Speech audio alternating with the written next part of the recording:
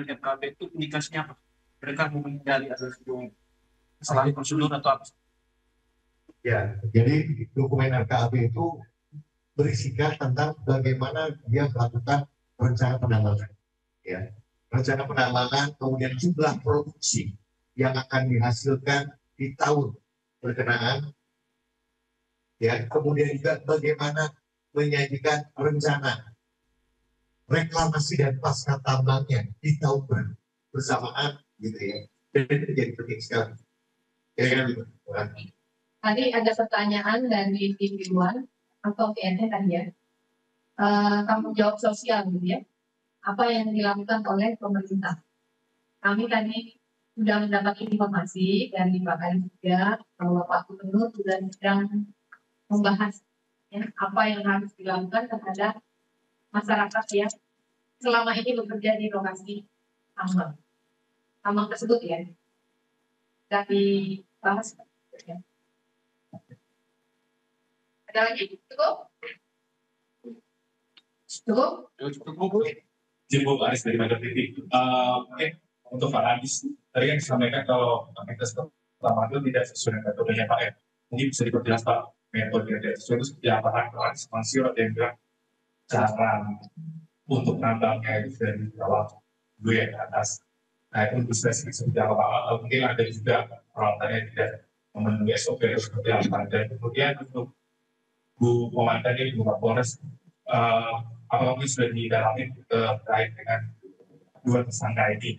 Ini bagaimana dia bisa menggait seluruh kerja tambang itu ya kan? Ini apa yang diberikan gitu? Apakah masyarakat itu juga nggak tahu terkait dengan apa resiko bila bekerja di tambang tersebut? Ya. Terkait kerja tambang itu rata-rata korban yang meninggal dunia ini adalah pemecah batu dan kuli yang membuat batu ke truk. Jadi bukan karyawan dari operasi tersebut ya, tapi adalah warga masyarakat yang bekerja memecah batu dan memuat pecahan batu tersebut ke pembeli. Jadi yang membayar pekerja ini adalah pembeli. Driver yang ditugaskan untuk membawa, jadi membayarnya adalah pembeli. Jadi rata-rata yang bekerja di situ adalah freelance, Pak. Warga masyarakat yang memanfaatkan kondisi tersebut untuk mencari nafkah. Baik, jadi di dalam dokumen RKAB itu ada yang namanya rencana tambang. Kalau menurut saya, ya, karena itu domainnya adalah inspektur tambang, itu metodenya harusnya terasering dengan karakteristik tertentu, sehingga apa yang dikerjakan di lapangan kemarin itu menurut saya menjalani metode dan prosedur penambangan. Ya, tapi ini sudah didalami oleh inspektur tambang. Kira-kira betul. Jadi Bu Kapolres bilang kalau mayoritas ini bukan karyawan dari tambang gitu ya. Yang karyawannya hanya 5 ya. Nah, lantas bagaimana pertanggungjawaban perusahaan terhadap masyarakat itu? Karena kan seharusnya perusahaan ini juga harus bertanggung jawab. Sejauh ini seperti apa? kita bahas, kita akan kaji ya di apa, apakah dibebankan kepada pemerintah daerah atau kepada di pengusaha ini.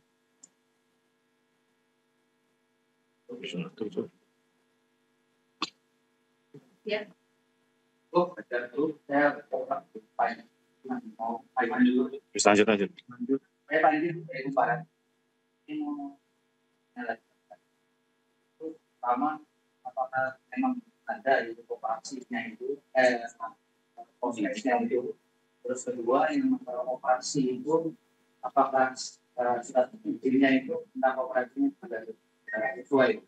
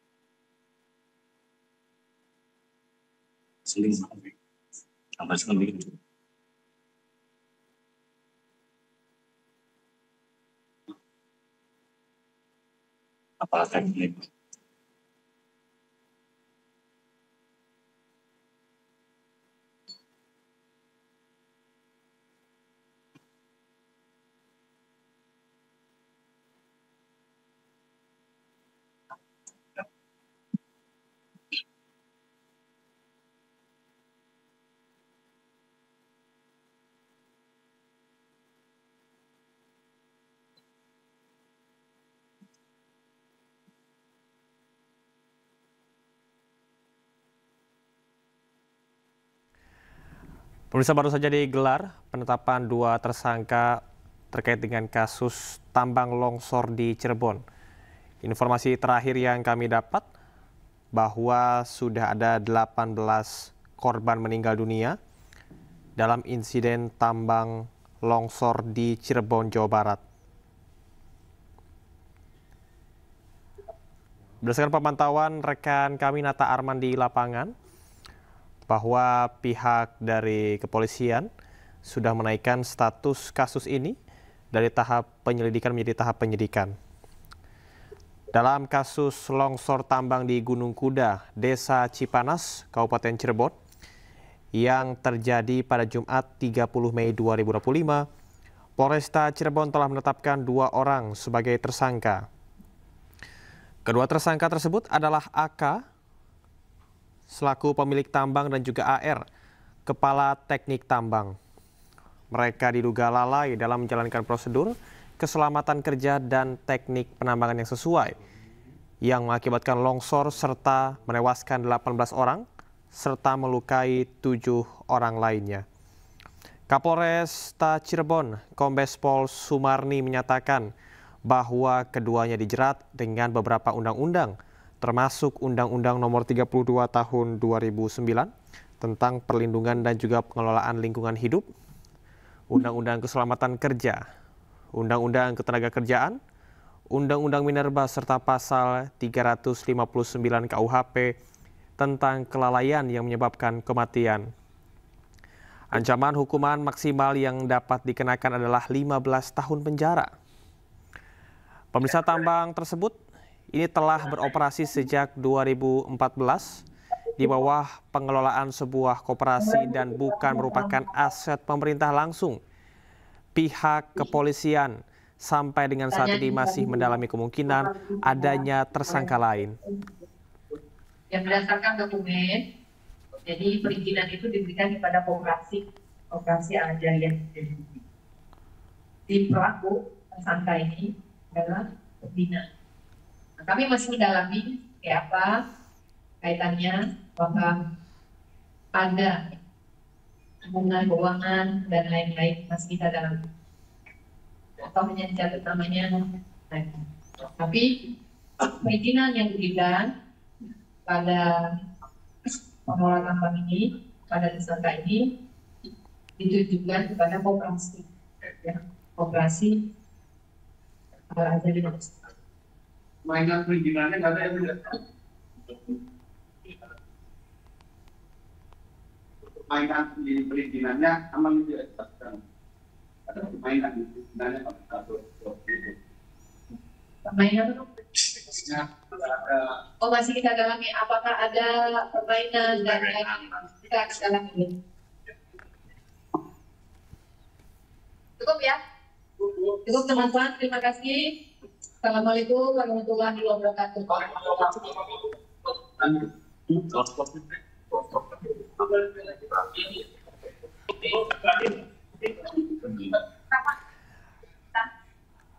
Pemirsa, informasi selanjutnya akan kembali di Breaking News sesaat lagi dan tetaplah bersama kami.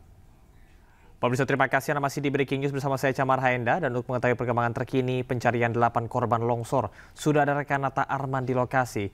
Nata, bagaimanakah jalannya proses evakuasi yang sedang berlangsung saat ini? Silahkan.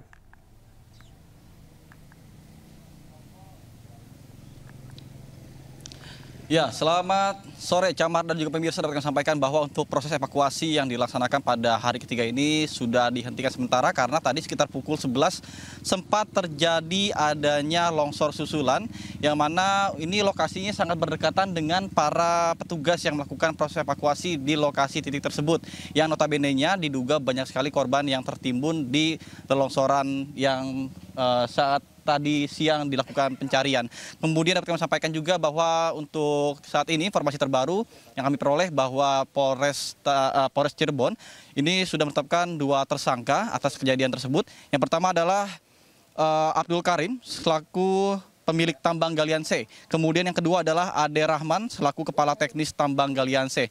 Dan dapat kami sampaikan juga pemirsa bahwa untuk saat ini juga cuaca bisa dikatakan mulai mendung. Ini pun sangat berbahaya karena tentunya apabila kita melihat di kontur tanahnya untuk di tebing galian yang menjadi lokasi terjadinya kecelakaan kerja pada tanggal 30 Mei 2024 ini terlihat banyak sekali kayak seperti gundukan-gundukan pasir yang ada di tebing, sehingga apabila nanti turun hujan kemudian atau ada angin kencang ini berpotensi terjadinya longsor susulan. Kemudian bahkan data yang kami peroleh pada tadi sekitar pukul 9 pagi bahwa kemarin malam ini kembali terjadi longsor susulan juga. Artinya sudah terdapat 4 kali longsor susulan yang terjadi di lokasi ini. Inilah yang menjadi suatu kesulitan dan tantangan bagi para petugas penyelamat, baik itu gabungan TNI Polri, Tim SAR, Basarnas, dan stakeholder terkait untuk melakukan proses evakuasi yang berlangsung secara dramatis dan juga penuh tantangan. Kemudian kami juga para awak media hanya dibatasi juga untuk sebagai bentuk antisipasi ataupun keamanan, demi keamanan kita bersama, jadi kami tidak diperkenakan untuk kembali mendekat seperti kemarin ataupun seperti tadi pagi, karena mengingat untuk saat ini cuaca sedang tidak baik, kemudian juga ditambah lagi angin ini cukup mulai kencang dan juga sudah mulai mendung, dikhawatirkan akan adanya potensi turun hujan. Dan memang kemarin juga kita berkaca pada pukul 2 siang sempat terjadi hujan gerimis dengan intensitas yang cukup deras seperti itu. Namun itu pun menjadi alasan mengapa dilakukan penghentian sementara kurang lebih 1 jam, kemudian baru dilanjutkan kembali dan diakhiri pada pukul kurang lebih setengah 6 sore setelah 3 jenazah kemarin ditemukan. Kemudian untuk total ditemukan jenazah sebanyak 18 orang, termasuk yang tadi pagi yang sudah ditemukan karena pada pagi hari tadi di sisi sebelah kanan lokasi longsor atau tebing bebatuan ini terdapat satu eskavator yang diduga sedang melakukan tugasnya ketika peristiwa naas tersebut terjadi tanggal 30 Mei 2025. Bahkan tadi juga kami sempat berbincang dengan beberapa warga yang memang setiap hari berjualan di sekitaran lokasi tambang, bahwa apabila kita rincikan untuk korban ini diduga bisa lebih. Jadi terdata memang ada total keseluruhan yang hilang terdata 25 orang. Yang terdiri dari 17 orang ini sudah ditemukan dalam kondisi meninggal dunia. Kemudian tadi pagi 18 orang dan masih dalam pencarian, artinya masih tersisa sekitar 7 orang. Namun ini pun masih tentatif, belum bisa dipastikan karena menurut penuturan warga, satu dump truck ini bisa diisi 5 sampai dengan 6 orang. Seperti itu. Karena untuk tambang batu sendiri ada berbagai komponen yang diambil untuk batu kapur, mungkin untuk kebutuhan campuran semen, kemudian untuk ada lagi batu-batuan granit ataupun yang buat nantinya diproduksi untuk dibuat seperti hiasan-hiasan ataupun keramik, dan itu pun yang harus dipilah-pilah. Jadi satu dump truck ini membawa 5 kernet untuk melakukan pemilahan batu. Sementara posisinya ketika pukul 10 pada tanggal 30 ini sedang ramai sekali aktivitas masyarakat dan juga para pekerja yang bekerja untuk melakukan tambang, kemudian memilah-milah batu, sehingga bisa berpotensi terjadinya lebih dari data yang didata dari pihak Basarnas dan juga TNI Polri. Kemudian kami juga sempat tadi berbincang juga kepada masyarakat yang berjualan di sekitar, yang memiliki usaha seperti warkop dan lain-lain. rata-rata banyak sekali korban yang tertimbun. Ini sebenarnya di posisi sebelah kanan, karena posisi sebelah kanan itu adalah posisi mobil truk dump truck ini datang untuk antri dan juga melakukan aktivitas bongkar muat dari batu-batu yang sudah dikeruk dari belko, kemudian ditaruh di dump truck tersebut, kemudian dilakukan pemilahan. Selanjutnya nanti akan bergantian keluar dari tambang, selanjutnya mobil-mobil yang sudah antri di belakangnya melakukan aktivitas serupa. Jadi seperti ada antrian seperti itu. Dan memang diduga lebih dari data yang diperoleh seperti 25 orang tadi, dan berpotensi akan terjadi ada beberapa korban yang mungkin belum ada laporan juga. Bahkan sampai sekarang juga pihak dari petugas gabungan masih membuka posko aduan apabila adanya keluarga yang hilang dalam peristiwa naas tersebut. Sementara Camar. Nata, kami juga sempat melihat sekitar pukul 11 tadi bahwa longsor masih terus terjadi, di mana bisa Anda sampaikan bahwa tadi tanah begitu rapuh. Lantas apakah ada langkah antisipatif yang dilakukan oleh petugas agar proses pencarian ini tetap aman, baik tidak hanya untuk petugas namun juga untuk masyarakat yang ada di sekitar?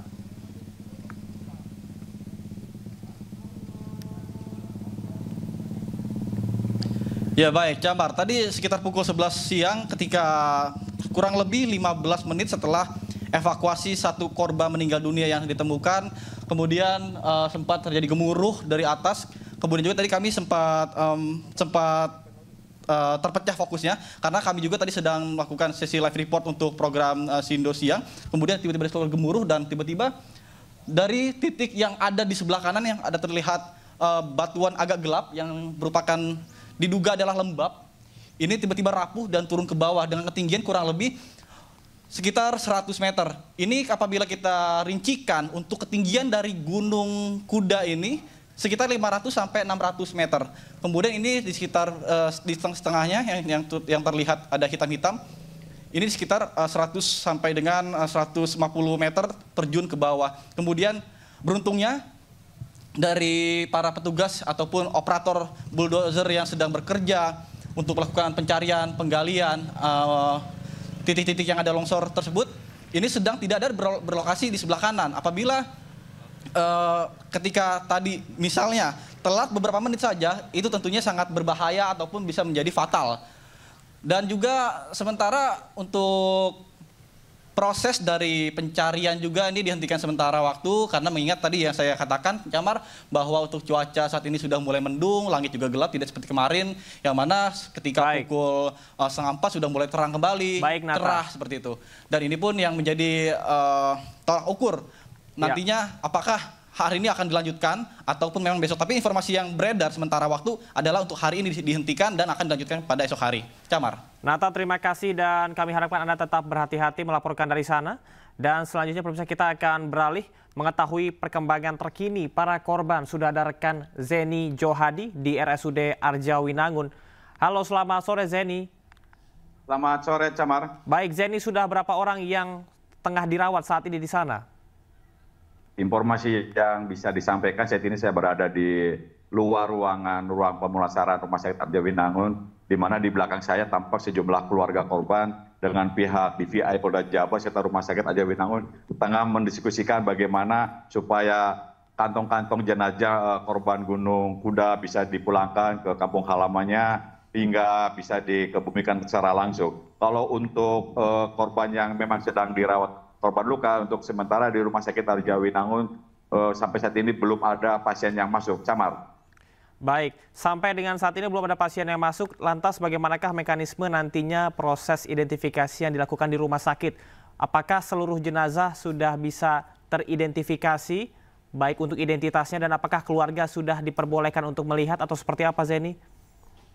Sejak tadi siang ketika kedatangan jenazah yang ke 17, 18 atas nama Nalo Sanjaya dengan Wahyu Gali, warga Duku Puntang, itu sejumlah keluarga tengah membawa identitas baik itu KTP maupun KK untuk mencocokkan dan diserahkan ke pihak Rumah Sakit Arjawinangun serta pihak DVI Polda Jabar. Setelah dicocokkan antara keluarga yang meninggal dengan keluarga atau mewakili keluarga, baru bisa dibawa jenazahnya ke kampung halamannya untuk segera dikebumikan. Sampai saat ini tampak sejumlah warga serta 2 jenazah atas nama Nalo Sanjaya serta Wahyu Galih siap untuk diserahkan ke pihak keluarga. Namun sampai saat ini masih dalam pembahasan pihak internal rumah sakit dengan DPI. Camar. Baik, Zeni mengingat tadi sempat disampaikan oleh rekan Atta Armar sekitar 7 atau 8 orang yang saat ini terluka, begitu artinya dapat kami konfirmasi tidak dibawa ke rumah sakit yang ada tempat Anda berada saat ini, betul? Ya, Camar, betul Camar. Baik, jadi kemudian juga penanganan di rumah sakit seperti apa ketika nantinya jenazah sudah berhasil diidentifikasi, kemudian juga dibawa oleh sanak keluarga. Apakah ada tambahan keluarga lain yang datang ke rumah sakit dan melaporkan orang hilang? Sampai saat ini sejak Minggu pagi tidak ada yang melaporkan kehilangan keluarga. Cuma ada satu orang yang memang masih saudaranya dari Wahyu Galih mencari karena kemarin seharusnya sudah dievakuasi, cuma karena cuaca tidak memungkinkan akhirnya ditunda, dan hari ini jenazah Wahyu Galih bisa dievakuasi dan telah siap untuk dipulangkan ke kampung halamannya. Camar. Baik Zeni, terima kasih banyak atas informasinya. Kami harapkan bahwa Anda juga tetap berhati-hati dan kita nantikan proses identifikasi yang dilakukan dan mudah-mudahan tidak ada lagi korban jiwa. Terima kasih Zeni, salam sehat. Dan pemirsa, demikian breaking news. Setelah ini jangan kemana-mana, saksikan program Realita bersama rekan Diandra Bugdi. Saya Camar Haida pamit, demikian breaking news. Terima kasih dan sampai jumpa.